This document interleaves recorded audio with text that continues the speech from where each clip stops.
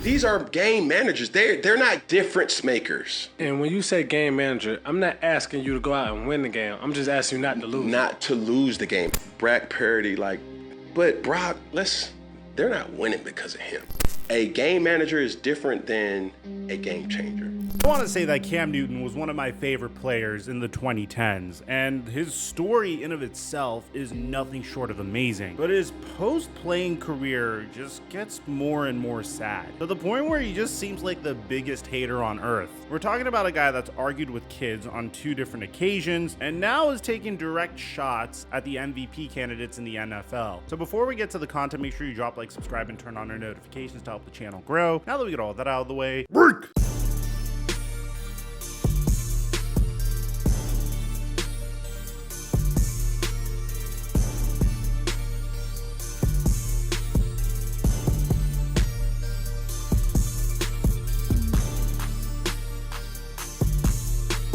Today's video is sponsored by Pristine Auction. If you don't know about PristineAuction.com, they are the most trusted sports memorabilia and collectibles auction site. Auctions on PristineAuction.com start at just $1, and each day there are over 1,000 autographed items available. So you can win signed authentic signatures at affordable prices. Deals are always happening on PristineAuction.com, and they have just about every player that you could want, including Tom Brady, Patrick Mahomes, and so much more. Every item on PristineAuction.com comes with a certificate of authenticity from the industry's most reputable authenticators, PSA, Beckett, Fanatics, and more. There is no cooler feeling than having a bunch of your friends come over for the game and having a beautiful collection of signed memorabilia that represents your favorite sports teams and your favorite players. But I might be a little biased, as you can see from my backdrop right behind me. And right now, Pristine Auction is hooking up my subscribers fat. Upgrade your collection of signed memorabilia today and get $10 off of your first item one when you use registration code Mikerophone. Mic check 1212. What's going on, everybody? Like I said in the intro, I'm a huge fan of Cam Newton. I think he has a cool personality. I love his unique fashion sense. I love the way he played the game of football, and I love the swagger that he brought to the NFL. I was even supporting him during the 2015 season when he was scoring touchdowns and doing the dab, which some people felt like was insufferable. Like him or not, you have to admit that Cam Newton played a huge hand in putting rushing quarterbacks on the map. But it's hard to ignore the fact that he's had his share of controversies throughout his career. For instance, when Cam Newton got drafted with the first overall pick in the 2011 NFL draft, he wanted to wear the number 2, which he wore during his time in Auburn. But unfortunately, Jimmy Clausen, who was the starting QB for a whole year before the Panthers realized that he wasn't it, had other ideas. And this is how Cam Newton said it went down. I didn't even want number 1. Man, Jimmy Clausen, we cool now. Jimbo, he's like, only you gotta pay for it. I was like, cool, how much? He said $1 million. I said, boy, kiss my bro. I said $1 million, bro. I said, bro, people don't make $1 million in a lifetime, let alone I'm gonna give you $1 million just for number, bro. So I thought he was playing. The motherfucker was back and said, okay, bro, I talked to my people. We'll do it for $750,000. I said, oh, you for real? True story. Hung that phone up. I called the equipment man. I said, I'm rocking with number 1. I made an oath to myself. I said, that will be the last time Jimmy Clausen will ever be heard of in Carolina. And that wouldn't be the only time Cam Newton would get into controversy with his teammates. As a matter of fact, the next time Cam Newton fought with his teammate, it wouldn't be behind closed doors. It wouldn't just be in public, but it would be in front of tens of thousands of people. This time, it would be with his former wide receiver 1, Kelvin Benjamin, who was traded from Carolina to Buffalo after requesting a trade due to a lack of playing time. And once the trade went through, his former quarterback had nothing but love for Kelvin Benjamin, even going as far as to say that Kelvin Benjamin was an incredible teammate and a person you want to have on your team. However, Benjamin didn't share the same love for Cam Newton. In an interview with The Athletic, Kelvin Benjamin said, I was a bad fit from the get-go. If you would have put me with any other quarterback, let's be real, you know what I'm saying? Any other accurate quarterback like Aaron Rodgers or Eli Manning or Big Ben, anybody, quarterbacks with knowledge that know how to place a ball and give you a better chance to catch the ball. I just felt like I wasn't in that position. Now, in typical Cam Newton fashion, when the Bills and Panthers lined up for a preseason game in 2018, 2018, Cam went and confronted a shook Kelvin Benjamin to his face. In the video, Cam gets into Benjamin's face, waves a teammate away, and when Benjamin proceeds to walk away from Cam, Cam Newton simply follows him, prompting Benjamin to finally respond. And then throughout his career, he's just given us incredible moments, like when he taunted Clay Matthews, saying, "Oh, you've been watching tape?" Drop straight back, throws a crossing route, McCaffrey, touchdown. This all contributed to Cam Newton being a likable personality. Now, Cam Newton's run in Carolina would end rather prematurely. I mean, he was the Carolina Panthers quarterback from 2011 to 2019, and once new ownership came in and saw that Cam Newton may have been dinged up by all the hits he's been taking over the years, they decided to move on from him. Cam Newton would get released and would sign with the New England Patriots as a free agent. He'd play in New England for a year, then become a free agent once again, where he would sign back with the Carolina Panthers, where he would go winless in his return. However, he would provide us with this gem.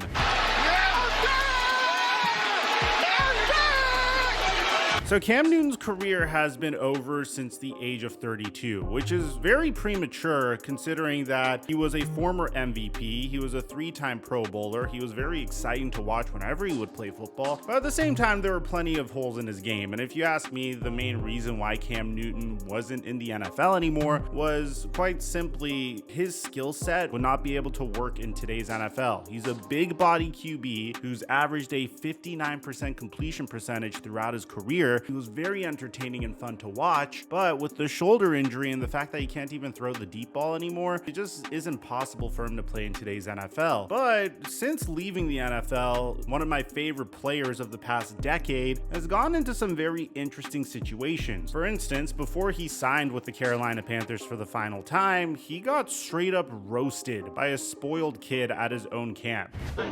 You're a free agent. You're a free agent. I'm rich. You're a free agent. You about to be pulled. I'm rich. You about to be pulled. I'm rich. You about to be pulled. I'm rich. You're a free agent. I'm rich. You're a free agent. I'm rich. He's still free agent. Where your daddy is? Let me talk to your dad. Let me talk to your dad. Where's your dad? You're a free agent. Where's your dad? You're a free agent. You're a free agent. Talk to. Let me. Where's your dad? Where's your pop? And this back and forth would go on for quite some time. Nah, ain't no disrespect. You know, if you wanted some attention, I'm gonna give you some attention. The right way, bro. The right way. When do y'all play?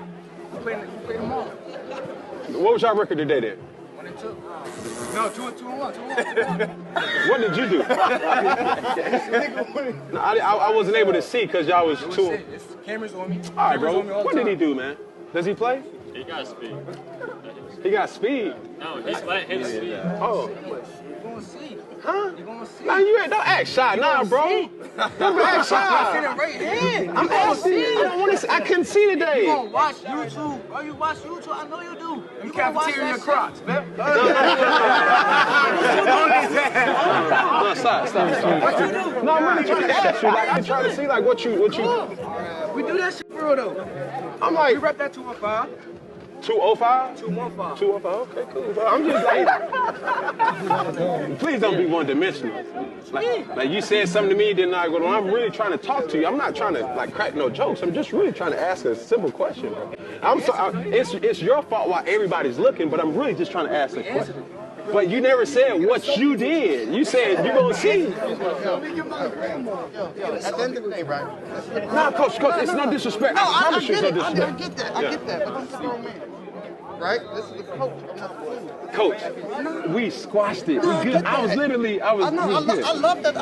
And eventually they just told the kid that they're just trying to help him develop and teach him game, and he should be respectful whenever he's in this situation to learn from a former NFL MVP. And ironically, that wouldn't be the only situation where Cam Newton would get into some sort of situation with a kid. I mean, during the offseason last year, and I just think this is funny, during this past offseason, Cam Newton once again clapped back at a kid that was roasting him, although I don't think this was nearly as intense. No, you met me. Yes. I met you. When? Tell me about him. Show me a picture. Show me a picture. I got an autograph. How many rings you got? Nine. I got a question. Nine. Oh shit. We got the same amounts. And no, but we don't got the same bank account. What else? Oh, we famous to be acting like that.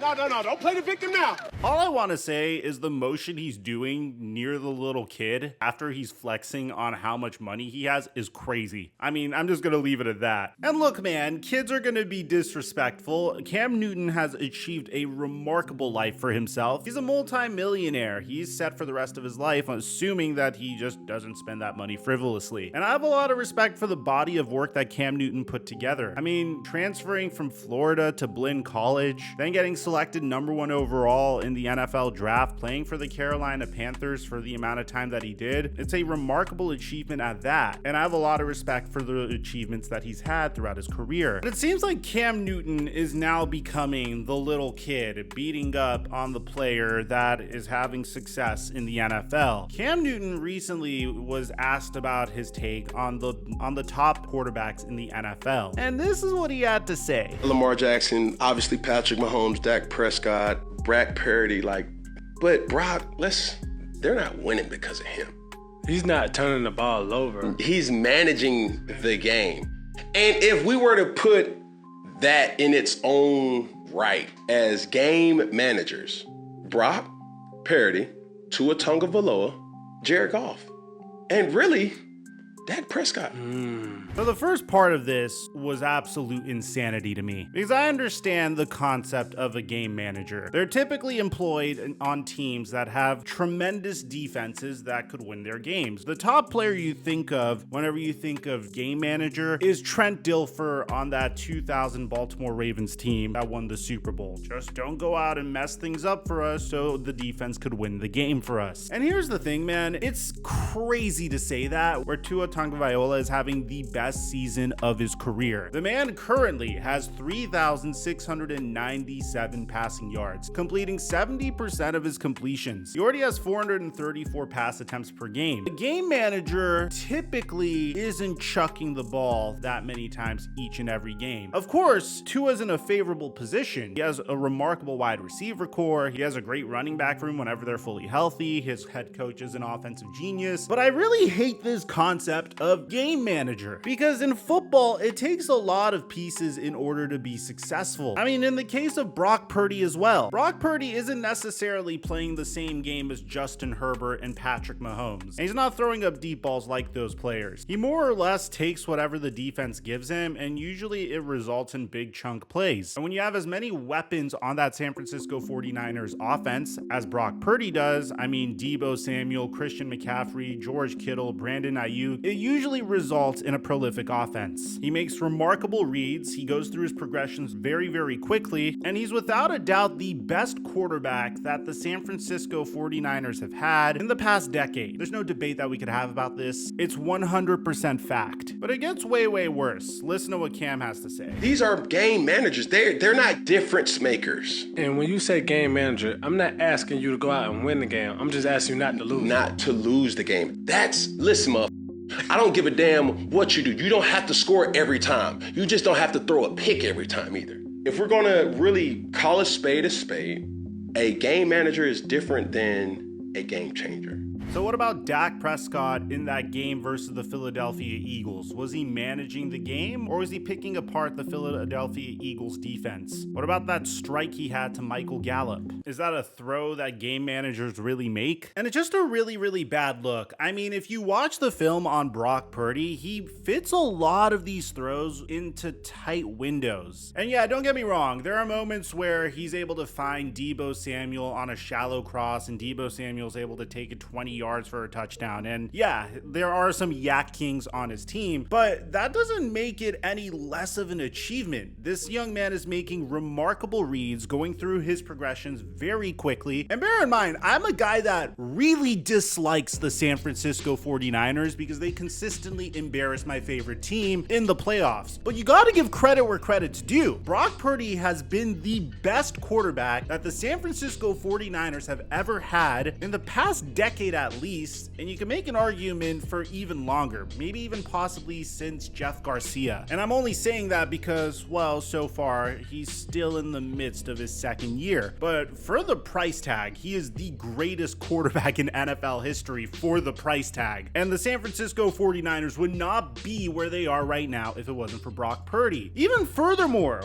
why is he getting so much hate after becoming Mr. Irrelevant and making it to where he is now? That's something that baffles me. I mean, all three of these quarterbacks have remarkable stories. Tua Tagovailoa was on the cusp of retirement considering how many concussions he took last year. And during the Brian Flores era, he lost all confidence in himself. People were saying that the Dolphins made a mistake taking Tua over Justin Herbert. Mike McDaniel comes in, gives him a huge boost of confidence, and now he is averaging the most passing yards he's ever had throughout his entire career. He's completing 70% of his completions, and his top wide receiver is really close to eclipsing 2,000 yards in a season. And that's before I get to Dak Prescott. I mean, Dak Prescott's story, man, and I'm not just saying this because he's the quarterback of my favorite football team. This guy has been through hell. To watch his mother lose her life to cancer, and then his brother Jace, who took care of the mother, ending his own life from how depressed he was, because trust me, it's really brutal to go through chemo centers and seeing your loved ones lose their life the way that they've had.